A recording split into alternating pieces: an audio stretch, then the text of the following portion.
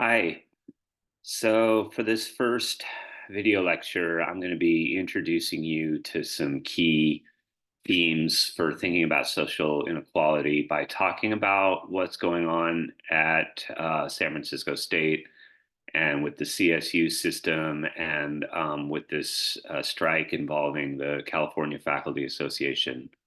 So hopefully we can sort of focus on what's going on right here and now on our campus as a way of opening up this larger topic that we're going to be looking at this semester of social inequality. So I'm going to go to the screen share and pull up the PowerPoint for this week, and we'll be sort of going through those slides together. Um, so yeah, as I said, we're kind of taking a look at San Francisco State and the CSU system and the CFA strike as a way of thinking about these larger themes of social inequality and higher education. And so we'll start by kind of looking at some of the immediate issues and then kind of pull back the lens to look more long term at public universities and the unmaking of public universities and the rising inequality within the CSU system in general. But we're also going to look at social movements. What sociologists call social movements are basically organized grassroots efforts to create social change. And we'll be looking at the role that social movements have played in higher education and public universities. So we'll be talking about other teacher strikes, other educator strikes, and the labor movement in general. And then also historically looking back to the San Francisco State strike of 1968 to 1969, which is something that all San Francisco State students should really know about, and gives us a historical look at how students and faculty, when they come together, can sort of remake public universities into institutions that serve their needs more adequately than what's being done right now. So um, to just give you a kind of an update or to summarize, kind of what's been going on as far as the demands of the CFA strike. As I'm recording this, just yesterday, the CFA and the CSU system came together on a tentative agreement that ended what would have been a strike going on this week here in January 2024. But it's by no means evident that that tentative agreement is going to satisfy the union, us faculty members. In fact, there's a lot of people that don't like this tentative agreement, and it may very well be rejected. The way that these things work is that negotiators kind of hammer out or try to hammer out a tentative agreement, but then it goes to the membership of the union to vote on that. And so at some point in the next couple of weeks, there will be a vote on whether to accept this tentative agreement. And if not, then the strike activity may resume sometime in the spring. So this is another way of saying that, that this is by no means over.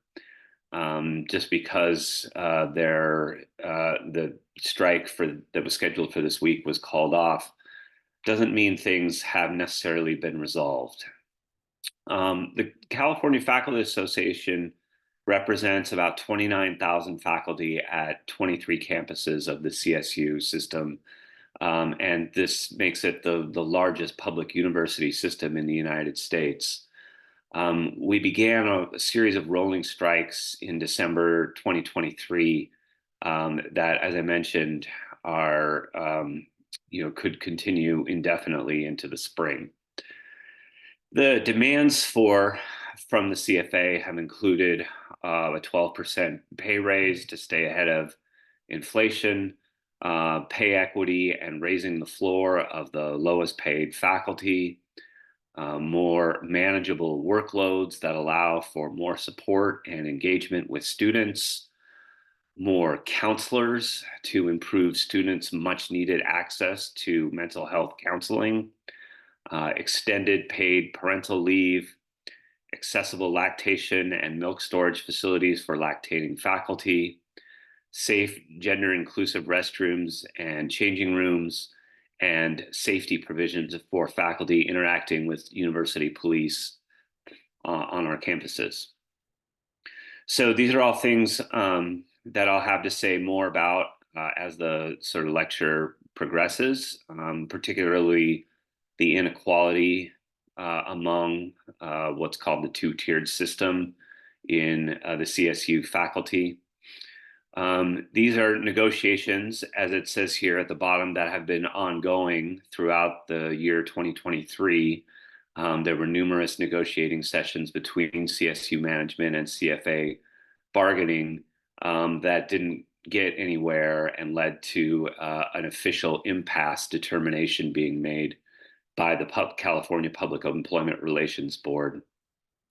And the CSU basically counter-offered a 5% salary increase that fails to keep pace with inflation and therefore effectively amounts to a pay cut. So those are the issues that are kind of have been on the table over the last year. And again, it remains to be seen whether they will continue to be, depending on whether or not the CSU faculty accepts or rejects this tentative agreement. It remains to be seen whether these will still continue to be the kind of bargaining issues. Now, in the midst of this, in the midst of these stalled negotiations between CFA and the CSU during fall 2023, San Francisco State, as an individual campus, announced a series of even more draconian austerity measures. They announced that they would be laying off about 325 lecturer faculty, which of course threatens the quality and the continuity of many classes and the viability of certain academic programs. It means the cancellation of about 655 classes, which makes it harder for students to graduate on time, which forces them to stay longer and pay more, or to switch degrees. It's been state administration announced that they would be making renewed efforts to increase the teaching load of every tenure track faculty member at San Francisco State to 4 classes per semester. So that would mean more teaching for the full-time tenure track and tenured faculty that are here. And it would also mean then laying off more of the lecturer faculty.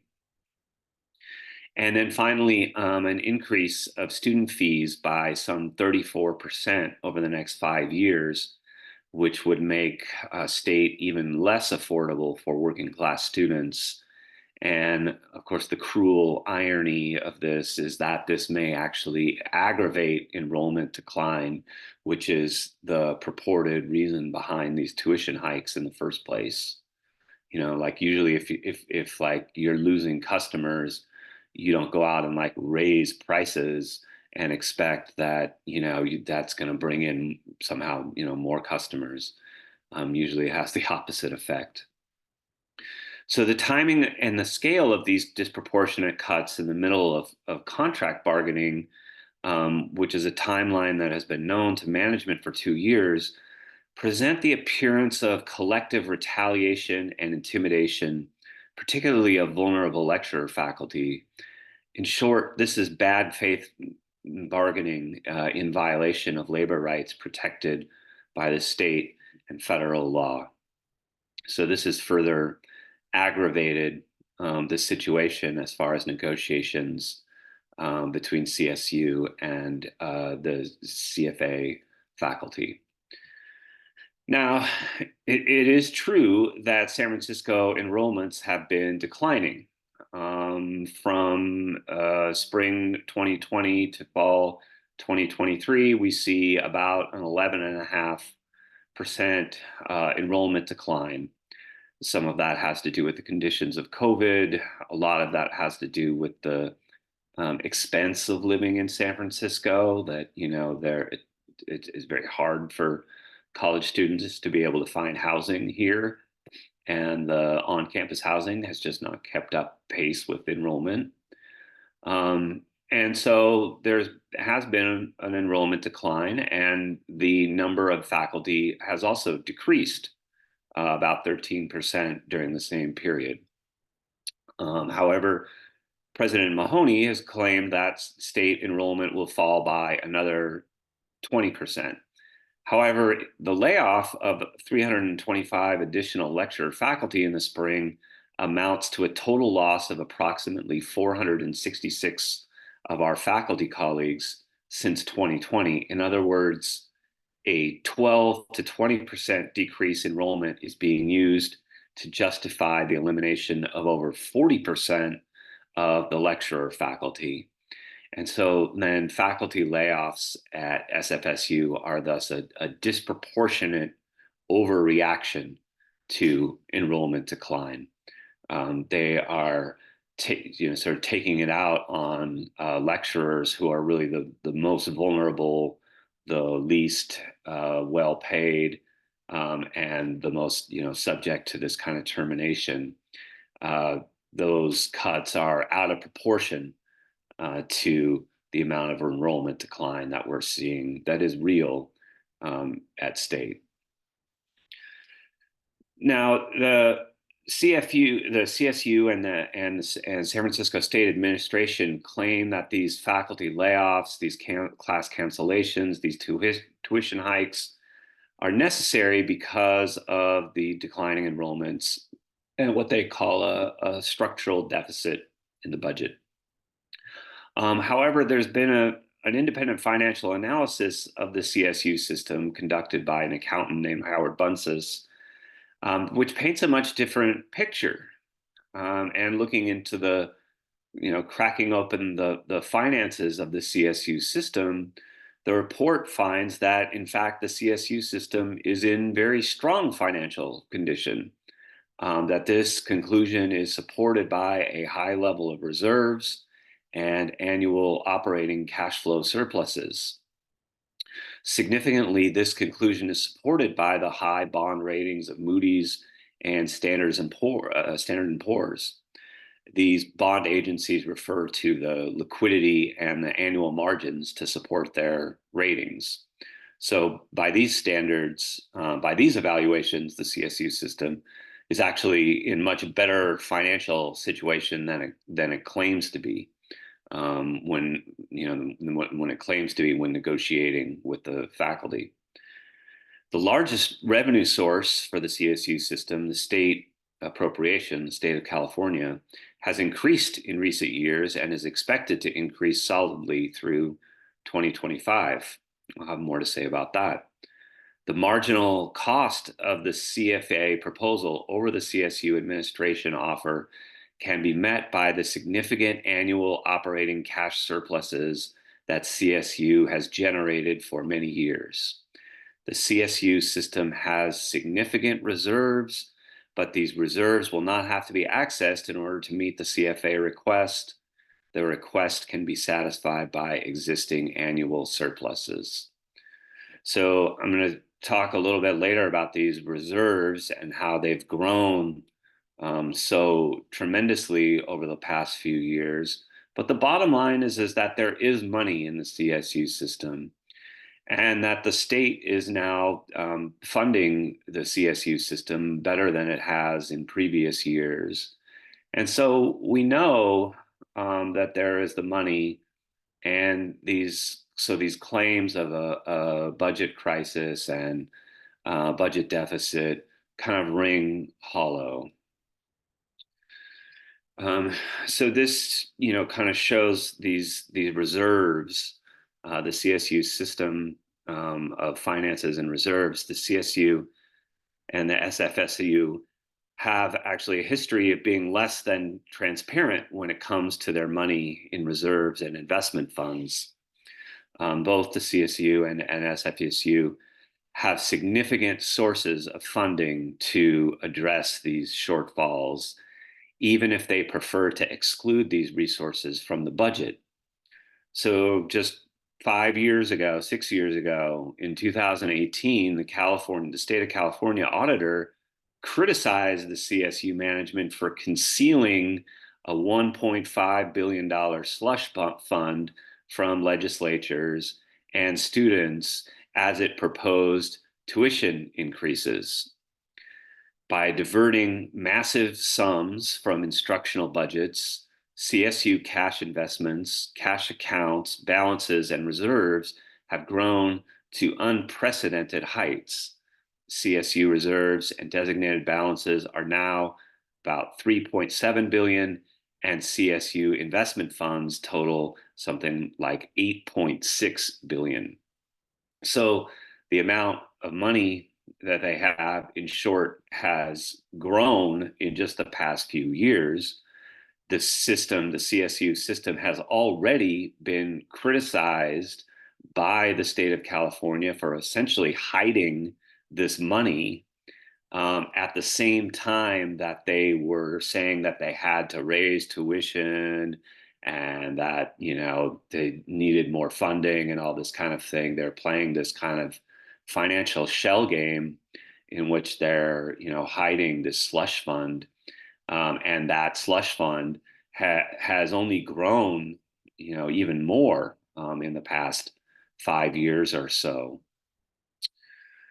So the cost of the proposals that the CFA, that the union has put forward, amount to about $360 million. And sort of every way that we look at, we find that there is this money, that this could be met, in fact, just from the budget surpluses that the CSU has been running the past few years. But certainly when we look at the amount of designated balances and reserves, the cash investments, the allocations for capital projects, we find, billions and billions of dollars. And again, what this money is being kept for, how it is being spent, all of these are things that the management is deliberately keeping people in the dark about. And so we see, for just on capital projects alone, we have something like $31 billion that has been allocated for this. So certainly one aspect of the problem, but also one way in which we know that there is money in the CSU system, is to look at the growth of administration. CSU and SFSU administration have refused to consider reducing administrative overbloat. That is, cutting management or executive wages and perks, or drawing on massive revenues and cash investments. This is what we would call cutting from the top, cutting from the most highly paid presidents and executives and managers, as opposed to coming for the faculty and for some of the, and raising tuition and, coming after students and faculty. So the CSU funnels more resources, for example, to the chancellor's office than to 7 CSU campuses. The budget for this, ghost campus where nobody ever graduates, the CSU chancellor's office, has now risen to almost $200 million. That's just an index, a guide to how much this administrative overbloat continues to increase. We can also see it by just looking at the salaries of like the chancellors. The CSU chancellor's salary has increased by 66% since just 2020, just in the last few years.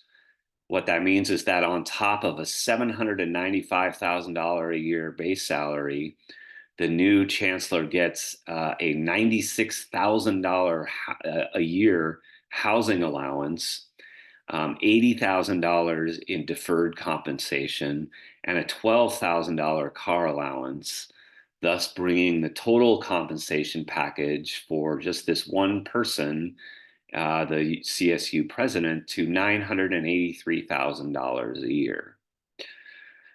Um, and across the system, the CSU's presidents earn, somewhere around $500,000 a year, up to $533,000 a year. Again, plus these perks like housing allowances that are $60,000 a year. I have no idea why somebody who's making, $600,000, $700,000 a year needs a housing allowance. In the first place, it seems like that base salary ought to be enough to cover their housing, but what do I know? Before raising the tuition 34%, the CSU campus trustees had awarded the campus presidents as yet another raise, some as much as 29%. So we see that again, there's evidence if we look at the administration and the top echelons of the CSU system, we find plenty of money. They're giving themselves out raises like there's no tomorrow. They're hiring new administrators. Their administration salaries are outpacing those of the faculty. There seems to be no shortage of money when it comes to administration and management. But then when it comes to students and faculty, what we hear time and time again is like, budget crisis, austerity, there is no budget, or, there is no money for our demands, and so forth. So we hear really, two different stories. So again, this report that came out a few years ago from the California State Auditor's Office criticized this high growth of management compensation, the number of managers, and it says that basically the CSU campuses have failed to justify this growth. The growth in management pay continues to outstrip all that of all other campus employees. And just a couple of quotes from this report. This report concludes that the growth in the number and compensation of management personnel significantly outpaced those of other employee types, including non-faculty support staff. We also found that the 6 campuses we visited frequently could not justify the growth in the number of new management personnel, and one campus granted raises to management personnel that were not supported by current written performance appraisals as well as required by CSU policy. So that's why we refer to this as an increasingly bloated administration or administrative bloat. Is the growth of this bureaucracy of people who are making much more money than the faculty are, or people who work on campus. The growth in management pay continues to outstrip that of all other campus employees. And really, this comes together, is really encapsulated in this statistical graph here. The priorities of the CSU system come into focus with this statistic that there is now like one manager for every 100 students, but only one counselor for some for every 1,800 students in the CSU.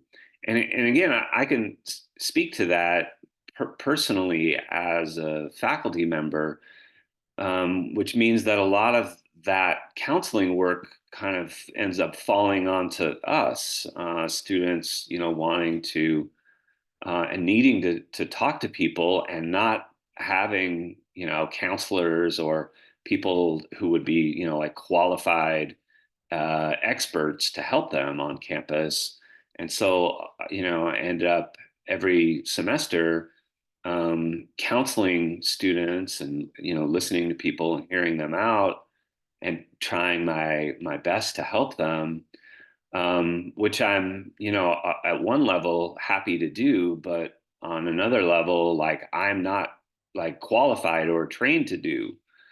We need, and it's become very apparent in the past few years, we need a lot more counseling help on our campus, a lot more places and resources for students to turn to when they're having mental health struggles or, other personal circumstances in their lives.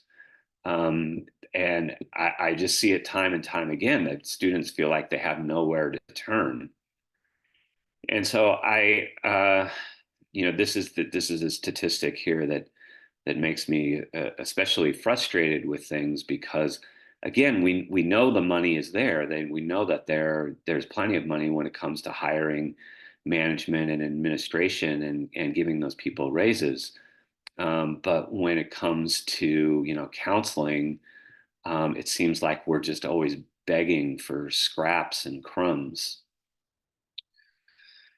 So what we want to do now is, having presented this sort of the immediate crisis and the circumstances that are going on right now, is to kind of zoom out and take a longer historical look at the long-term unmaking of the public university, as a process that has been going on for decades now. And I draw from the book called Unmaking the Public University by a scholar by the name of Christopher Newfield, who's been tracking these developments for many years. And his book from 2008 tracks the defunding and the privatization of public universities as part of a larger, what he calls a 40-year assault on the middle class. And that is to say, before this assault began, the ideal of equal access to higher education had become a reality in the 1950s and 60s, especially, in the decades after World War II, with the GI Bill and the Civil Rights Movement. There was this an ideal of equal access to higher education. And the CSU system, the California State University system, was really supposed to be the fulfillment of that ideal of equal access, of public higher education. And what Newfield shows is how conservatives and ruling class elites have basically rolled back that vision. They have maligned and restructured public universities in a campaign to end public education's democratizing influence on US society. So there has been a long-term kind of defunding and disinvestment in public universities that were originally intended to provide equal access to working class students and to students who might not otherwise have had the means to go to college. So going back to this original vision that came about after World War II, the CSU was called and referred to as the People's University. And for decades, it lived up to that name. It was supposed to be accessible and cheap and something that all citizens of the state had some guaranteed access to. And this was written up in 1960 in what's known as California's Master Plan for Higher Education, which established a framework for educating unprecedented numbers of students entering college in the 1960s. So the situation, from the end of World War II through in 1945 through the 1960s was such that this post-war baby boom had created an unusually large generation of young people at the same time that economic shifts were placing more and more value on knowledge and information. So there's this important change that's happening in the 1950s and 60s where you have more and more young people out there because of this post-war baby boom. And also at the same time, college education is being seen as more like economically valuable because knowledge and information are becoming so valuable to the economy that you want to have a more well-educated workforce. And so the California Master Plan is a response to these two things, these demographic and economic changes, to try to open the doors of accessibility to make it, more and more possible for students of all class backgrounds to be able to get a higher education. So the master plan's goal was to guarantee broad access for California students to a quality public higher education. In 1960, the prevailing belief was that the state of California would excel if people of all backgrounds, regardless of their economic means, had an opportunity to get a college degree. So, in other words, the whole society, the state, the economy would be better off if we had a more broadly educated population. So the master plan designed California higher education according to, quote, the long established principle that state colleges and the University of California shall be tuition free to all residents of the state. It's important to read that part again, that tuition free, that was the initial promise of the master plan for higher education. Again, because it was seen as a public good, it was seen as something that everybody in the society would benefit from having a more highly educated population. Public funding and tuition collected from non-resident students would be used to cover the costs of salaries of the instructors involved in teaching for the proportion of their time which is concerned with instruction, plus the clerical salaries, supplies, equipment, and organized activities relating to teaching. So this ideal of the public university starts to be undone, especially in the 1970s and 80s. The reversal of American society's commitment to higher education, to public higher education, begins to unravel in the 70s and 80s. And these are decades that in this course we'll be referring to as the decades for the rise of neoliberalism. So without me kind of going too much more into that concept of neoliberalism, just keep it under your hat for now, and we'll be looking at it in more depth as the semester goes on. The results of declining state funding have been rising tuitions, lower faculty salaries, the increasing use of contingent, so-called adjunct faculty, and fewer on-campus resources, for example, like with the counseling issue that I mentioned a couple of slides ago. and also the outsourcing and privatization of student services like dining and housing. All of these are, the results of this disinvestment from the original ideal of a public higher education. And what Newfield reveals in his book, Unmaking the Public Universities, is how this assault on public universities and colleges has been fueled by politics.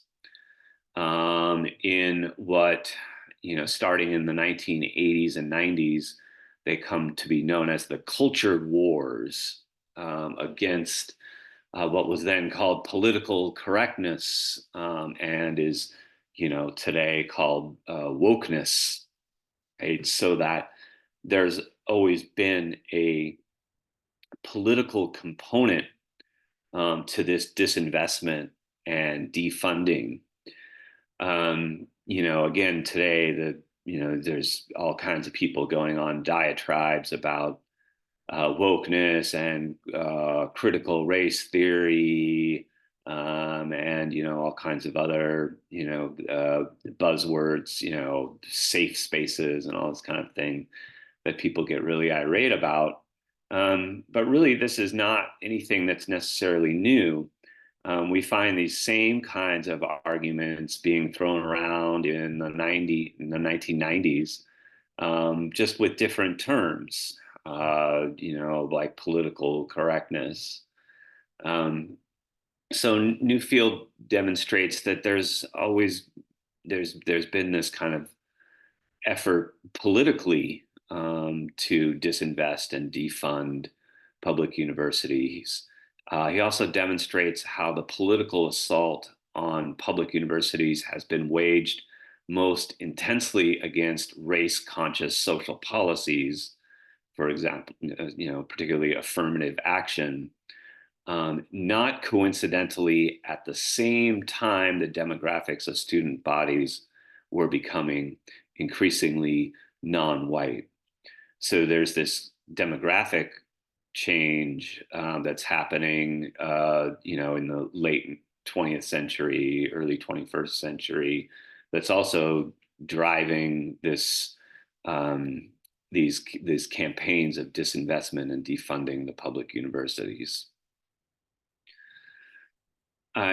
Now, a kind of key turning point that happens in the late 1960s and 1970s is that universities and colleges had really become more like hotbeds of student protest, especially against the Vietnam War. And this was true not just in the United States, but around the world. In 1968, college students in many parts of the world, in Mexico City, in Paris, in Tokyo, in Berlin, in Rio, in all those places, there were major protests that often centered around the Vietnam War, but touched upon a whole host of other issues that were relevant to students' lives. But the key point is just that in the late 1960s and early 1970s, college campuses became real hotbeds of protest and dissent and resistance and civil disobedience. And this, will kind of cause some of the elites and the more conservative elements of the ruling class to kind of rethink their investment in public higher education.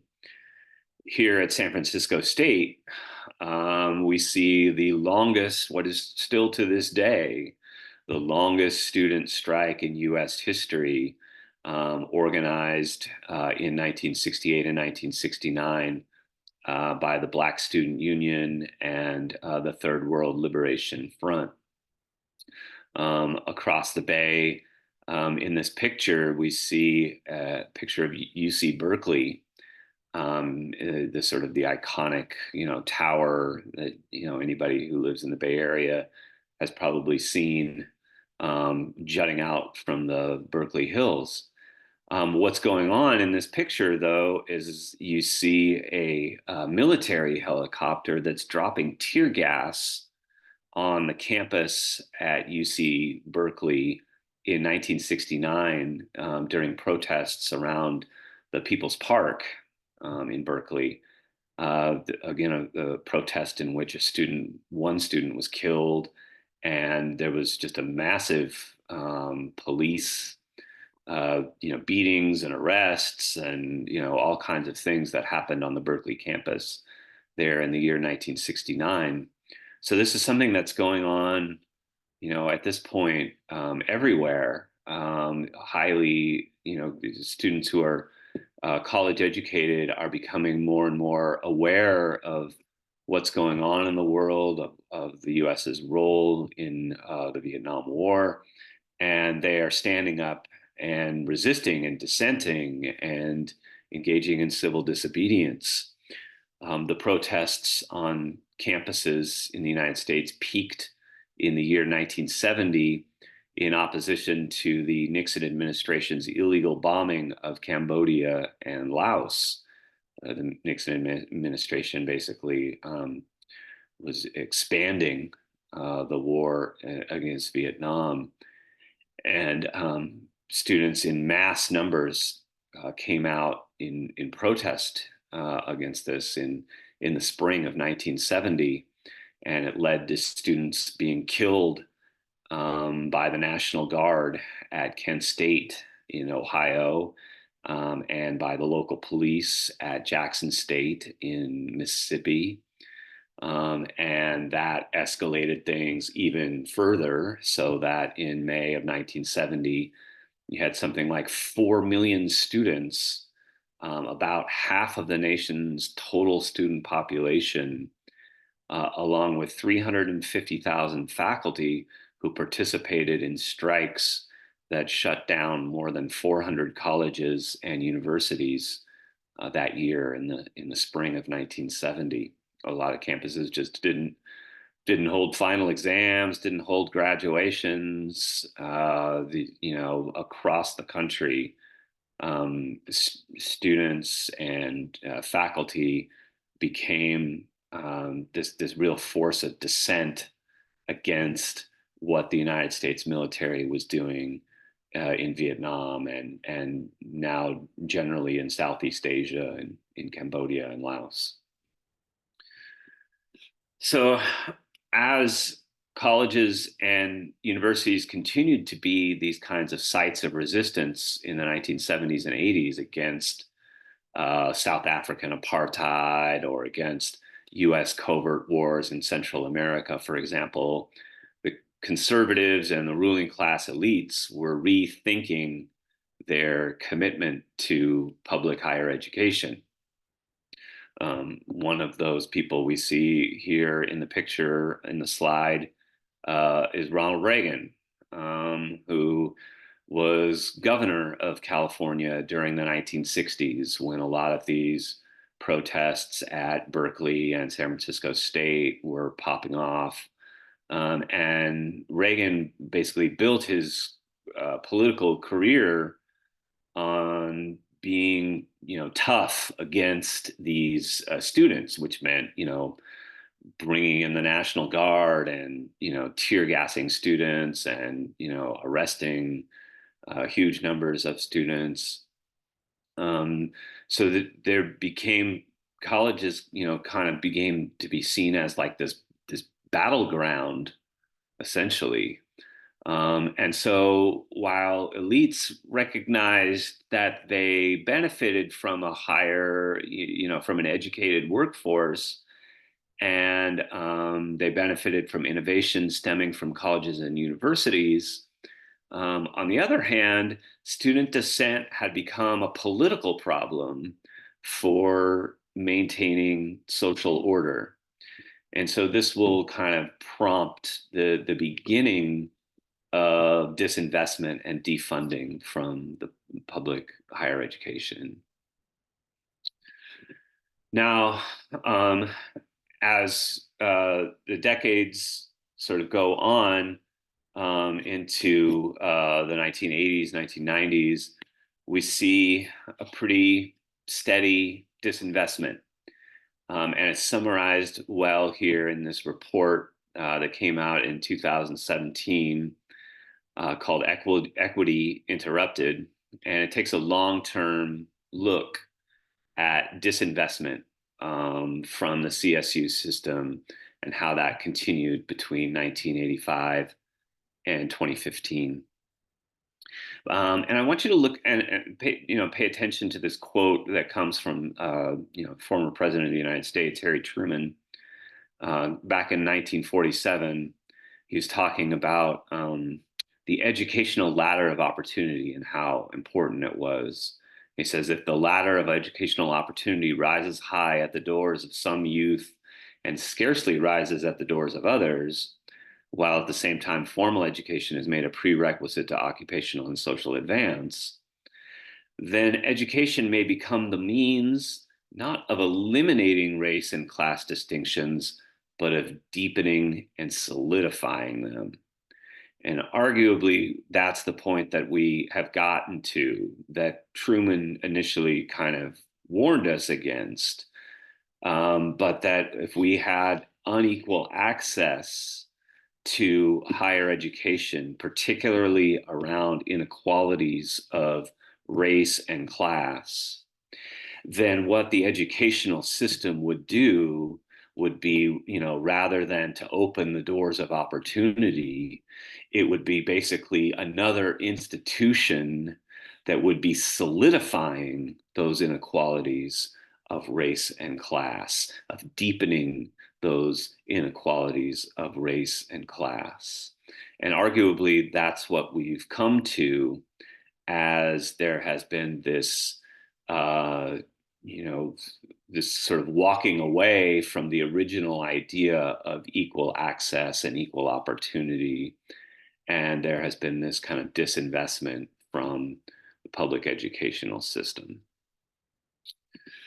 So the key findings of this report were, again, from 2017, were that the 23 campus CSU system educates a far more diverse population, a far more diverse student body than it did 30 years ago. But this report finds that as the number of students of color has increased, public funding for the CSU has decreased. Or as one faculty member put it, as the student body of the CSU became darker, funding became lighter. We're going to come back to that in the next couple of slides, but it's a pretty powerful quote to think about the connection between the disinvestment in the public education system and the changing demographics of the state of California and the student bodies that are particularly served by the CSU system. The change in both the number of students of color and the public funding for these students has become gradual but persistent. It does not arise necessarily from a conscious choice. The decline in funding comes amid a general questioning of funding public goods as the demography of the United States has been changing. So in this third bullet point here, again, it's saying that basically as a society, we've walked away from our initial commitment to the idea that higher education was a public good, that it's something that, we as a society all benefit from.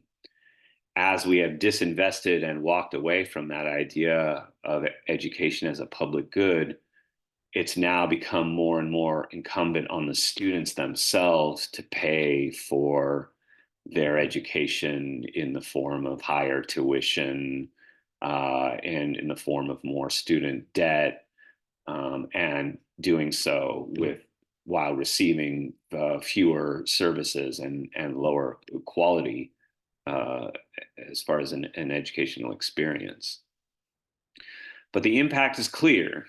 As this report reveals, California is spending less for each student today when nearly three out of 4 are students of color than it did in 1985 when the majority of CSU students were white. In too many ways, today's diverse students are being cheated out of the education that they deserve and that their predecessors of 30 years ago enjoyed. We offer today's students, quote, education on the cheap, one that may be considered good enough for them, but that it is decidedly less rich than the educational experience the whiter, more privileged CSU students of the past enjoyed. The facts about key differences for students in 1985 and students in 2015, who they are and what they get, reveal a hidden picture of inequity that must be faced and that should be changed. So, in summary, again, I think that this quote pretty definitively encapsulates what the problem has been. As the student body of the CSU became darker, the funding became lighter.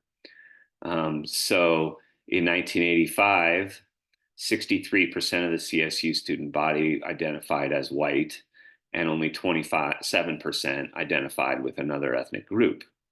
As figure 3 shows, by 2015, that pattern had essentially reversed, with 26% of students identifying as white and 62% of students identifying themselves as belonging to another ethnic group. So this change kind of mirrors the larger demographic changes in the state of California, and particularly among the demographics among young people. These numbers make the CSU one of the most ethnically heterogeneous state higher education systems in the country and a leader in many national measures of diversity. So, of the top 20 most diverse colleges in the Western region of the United States, 10 are CSU campuses.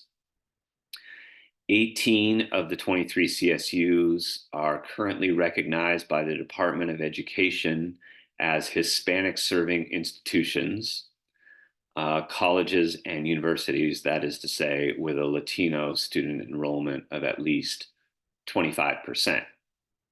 So, in particular, it's been the Latino students who have been entering into the CSU system in greater numbers.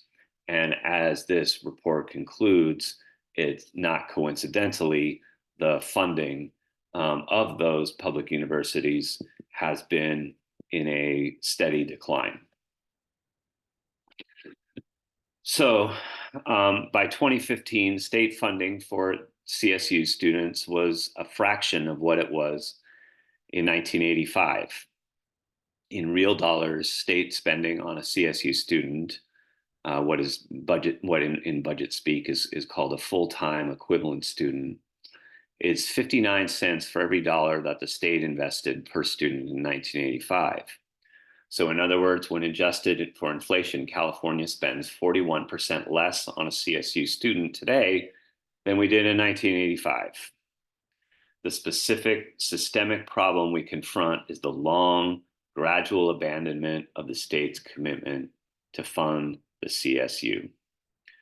And we see this even just by comparing the funding that goes to the CSU system and the University of California system, the UC system, which generally speaking serves a more privileged student body.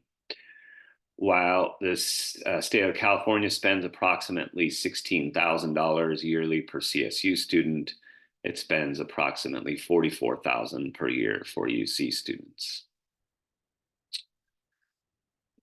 So the consequences of this divestment in higher education have been felt by both students and faculty. And again, this gets us, back to the issues that we started the lecture with, as far as the CFA strike. And one slogan that we commonly say as faculty members, as teachers, is that faculty working conditions are student learning conditions. In other words, that they're fundamentally related to one another. And as the public universities have been, disinvested from, it's been felt by students and faculty in these kinds of ways. For students, it's meant rising tuition, fewer resources like counseling, and it's led to more student debt. As you see in the charts here on the bottom, the after many years in which the CSU tuition was either free or very cheap, we see, especially in the 2000s, how much those fees and tuition exploded, um, especially after the around the year 2000, in the early 2000s. We see like the tuition and fees multiply from something around $2,000 a year to closer to $7,000 by 2010. And so, along with that, not surprisingly, there's been more debt, more students graduating with debt. That has become obviously not just a problem in California, but across the whole country. So that we're at now a point where students owe something like $1.75 trillion, like close to $2 trillion in student debt. And as recently as 2006, it was only like $500 billion. So, we're talking again about the amount of student debt really multiplying in just a short period of time. So, again, in summary, kind of what's happened is that as a society, we've walked away from our commitment to public higher education, and we've passed the costs of higher education onto the students themselves so that they're paying more tuition, they're coming out with greater debt, and in general, they're still, experiencing a lower quality of services when it comes to counseling and other resources on campus.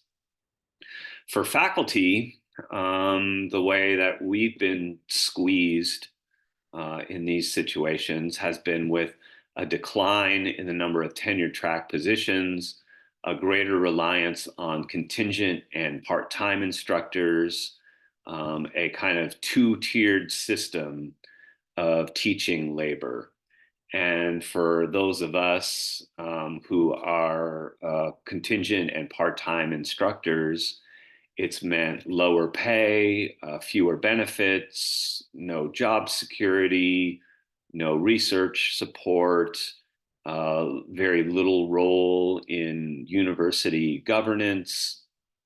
Um, it's meant a chipping away at the pay and benefits, but also the power and job security of the people who teach classes, of the instructional support on campus.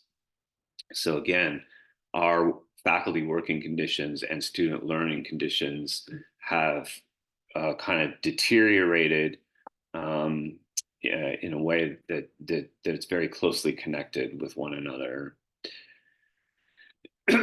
We look at more generally this rise of contingent and part-time adjunct labor in universities and colleges. Again, this is not something that's particular to the state of California, but that is really a national kind of thing now. The U.S. academic workforce has shifted from what used to be mostly full-time tenured or tenure track faculty to now mostly contingent faculty, including full-time non-tenure track, full-time with no tenure system, and part-time faculty.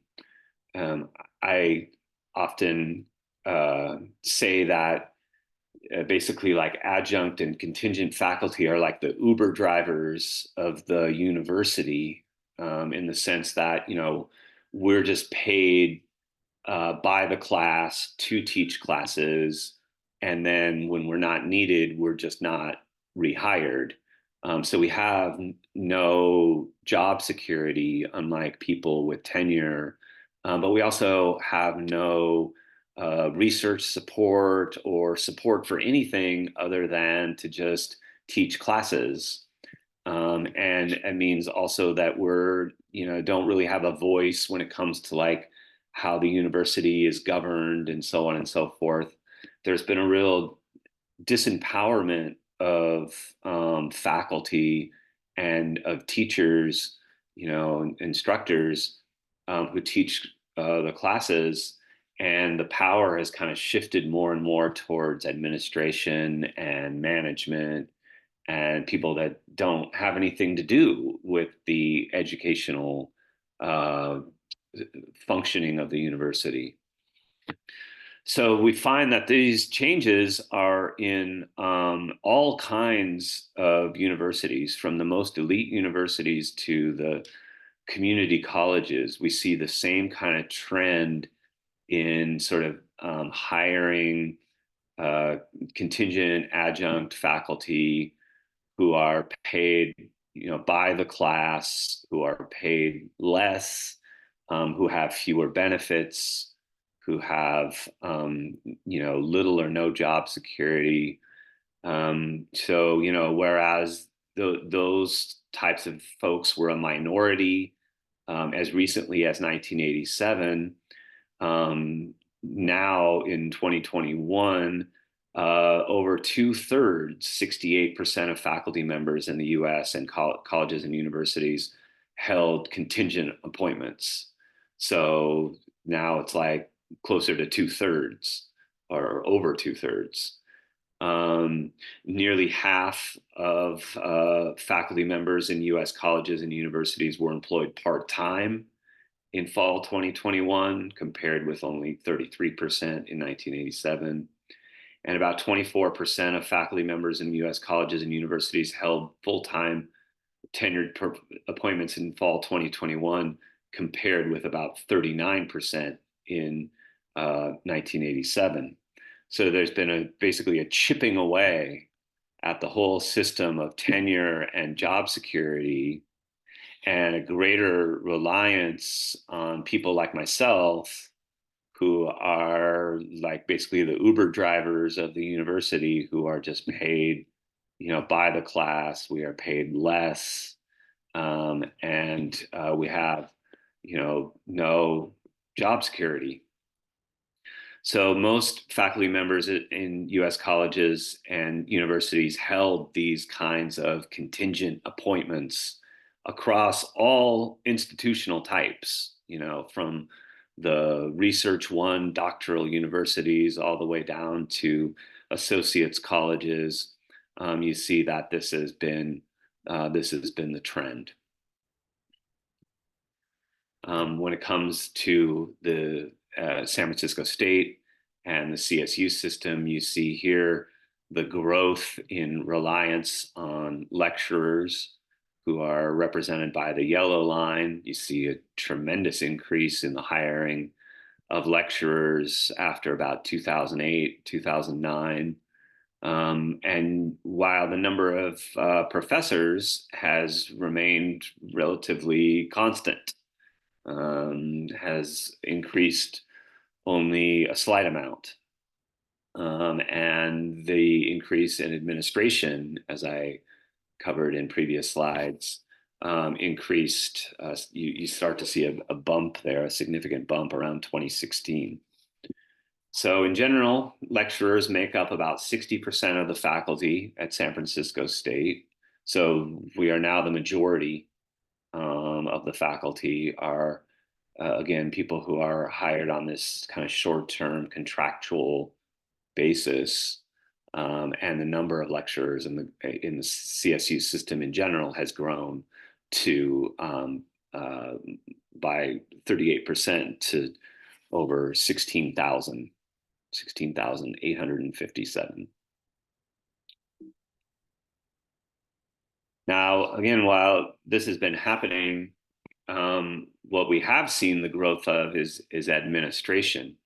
So while tuition has increased and new faculty hiring has stagnated, the number of CSU managers and administrators doubled between 1993 and 2018. The growth of salaries in administration and management has outpaced those of faculty, with many exceeding $200,000 a year. In fact, I think there's something like 10 administrators at San Francisco State alone who make more than $200,000 a year. Whereas for a lecturer, like a full-time lecturer like myself, just to give you a baseline of comparison, the annual salary averages somewhere around $55,000 a year. So we have administrators that are being paid, um, 3 or 4 times as much as the people who are paid, to teach classes full time. So again, like this leads one to conclude that it's not simply about a lack of money, but really a matter of priorities, as far as where the CSU system is putting its money, and not so much like how much money does it have. We know that they have money, but they are choosing to spend it in this kind of way that effectively is taking power away from faculty and students and putting more power in the hands of management and administration. Now, whereas the faculty, the state funding in the state of California, as I said, really declined for a number of decades, from 1985 to 2015. The good news here is that after these decades of disinvestment, the state of California has been putting more money into the CSU system in recent years. So after these decades of disinvestment, funding from the state of California to the CSU system increased, from about $2.7 billion in 2015 to $5.2 billion in 2022. That's almost twice as much money. And state funding is expected to increase through 24-25. And this state funding is, to this day, the largest revenue source for the CSU system. The CSU system gets a certain amount of money from the state and a certain amount of money from what it charges students for tuition, and fees. So this is like kind of the good news is that we do see that there's been more money recently that's been put into the CSU system from the state. If you look at the graph on the right hand side, you see like there was a pretty steady decline from 2006 to 2013. Sometime around 2013, it reaches a pretty low point. That's around the period of the Great Recession and the big loss of property values and so forth. But then you see like a pretty steady increase, and 2022 in particular, we've got more money from the state than we've ever gotten. And so then the question again becomes like, well, where is that money going then? It's not going to the faculty, it's not going to students. What's going to these billions of dollars that are coming from the state of California into the CSU system?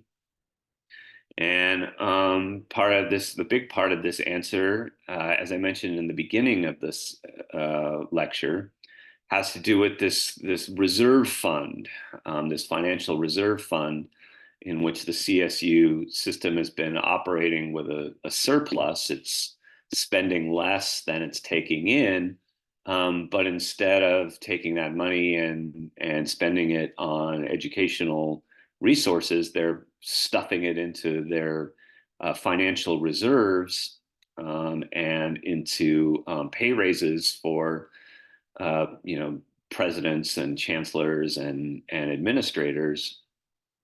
And so we see the amount of financial reserves has doubled, more than doubled, in just the past decade, from some 3.3 billion in 2012 to 8.1 billion in 2022. And so, again, this is how we know the money is there. They keep telling us that they're in a budget crisis and so on and so forth, but the statistics and the accounting says otherwise. And again, if we look at the raises of for the CSU presidents, not even including housing and car allowances, the salaries of the CSU, the presidents of the CSU campuses have increased on average by 43% in the last 15 years. You see them all listed here. Some of them, their salary has increased by as much as 78%, like at San Diego State. But they all of them, all of the presidents got some kind of a major pay bump. They're all making, at least $300,000 a year. Again, even if you don't include housing and car allowances and deferred compensation and all the rest of it, their, salaries in 2022, even at the smallest of the CSU system, like Sonoma State, are still well in excess of $300,000 a year. So we know the money is there. This labor action, this strike by the California Faculty Association is part of has to be understood as part of a larger resurgence in the U.S. labor movement, particularly among education workers. This is the part of the lecture where we begin to introduce this concept of social movements that will be very important throughout the entire semester in looking at inequality. We also want to look at how social inequality is challenged and resisted by social movements. When we look at the teachers and the labor movement, we can point to for example, the Red for Ed movement that's pictured here, that begins in 2017 and 2018, when school employees went on strike in Oklahoma and Arizona, and there were walkouts in Kentucky and North Carolina and Colorado. This came to be known as the Red for Ed movement because these are all red states, or heavily Republican states, that had voted for Trump, and also have state legislatures that have been really cutting into the budgets for education. And so this movement of educators was, in a lot of ways responding to this systematic disinvestment from public education that, again, has been really politically charged and has come most ferociously from the right wing of the political spectrum. The movement then began to spread nationwide, as we saw strikes throughout 2019 in cities such as Los Angeles, Oakland, Chicago, and Denver. And in more recent times, those strikes have now spread into institutions of higher education. Last year, we saw at Rutgers University in New Jersey, at Temple University in Philadelphia, and at several campuses around the University of Illinois and other schools, colleges in the Chicago regional area. The higher education strikes have become are now sort of on the menu of these social movement activities. It was a big year for organized labor, as we'll talk about in this class. More than 500,000 workers went out on strike in 2023, which was the most that we've seen in several decades. This was more than double the number of striking workers in 2022.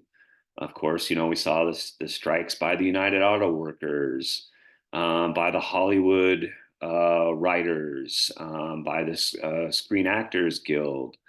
We continue to see labor organizing at Starbucks and Amazon warehouses. And, organized labor is basically having a resurgence in our time. And that's after decades and decades, as we will see in this course, in which organized labor was really kind of defeated.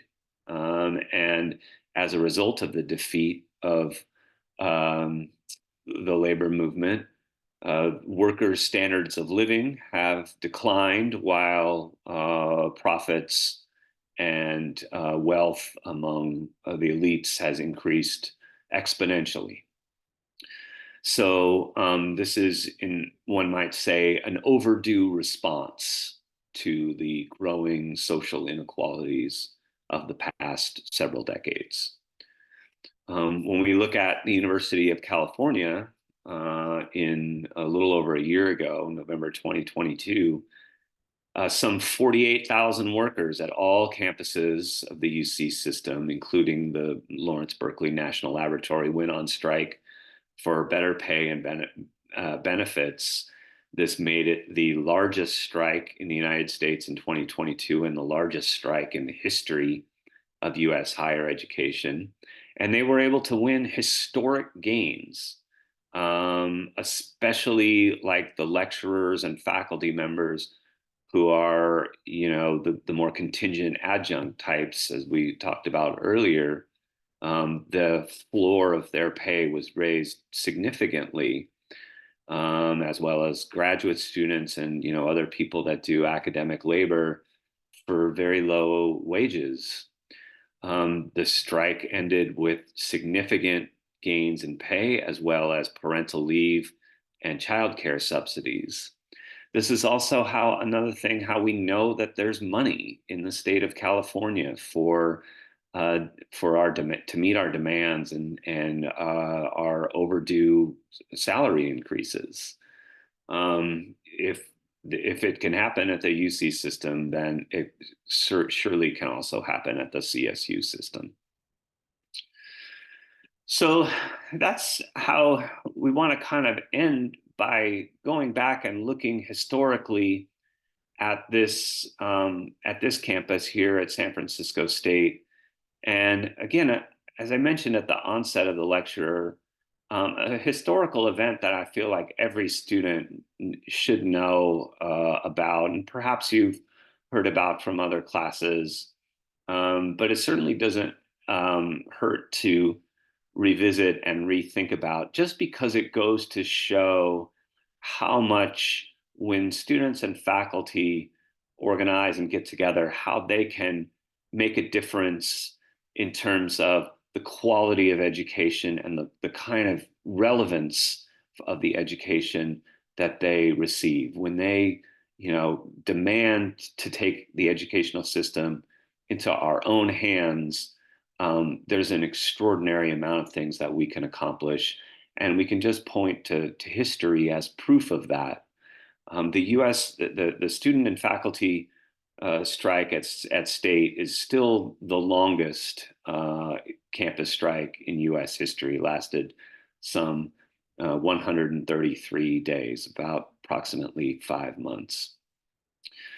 The strike was led, as I mentioned earlier, by the Black Student Union and a multiracial alliance called the Third World Liberation Front. It began in November of 1968 when San Francisco State terminated the teaching contract of George Mason Murray, an African American English instructor who was also a member of the Black Panther Party.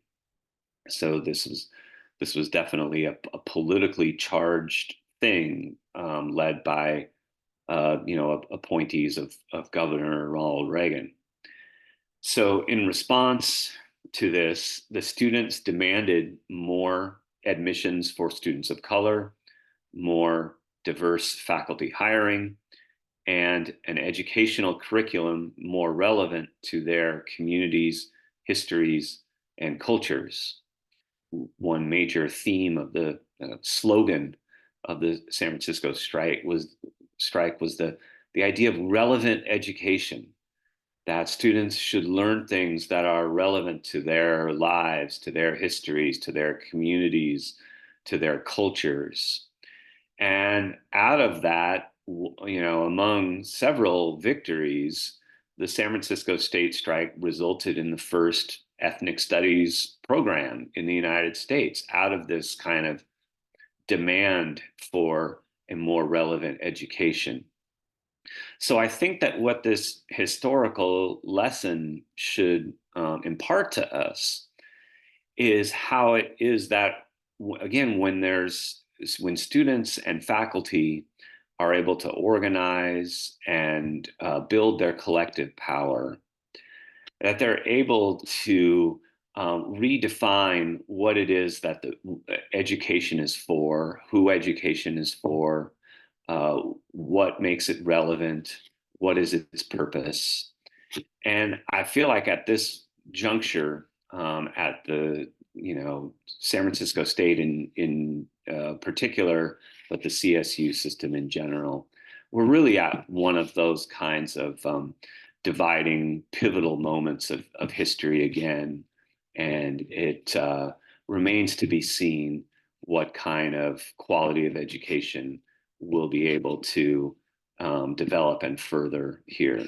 I'm actually optimistic about that because I've seen the organizing and the power that people are starting to develop on this campus, and I hope that'll continue. And with those words, I will stop the share and bid you a good day, and I'll see you for our next lecture on social inequality. Bye.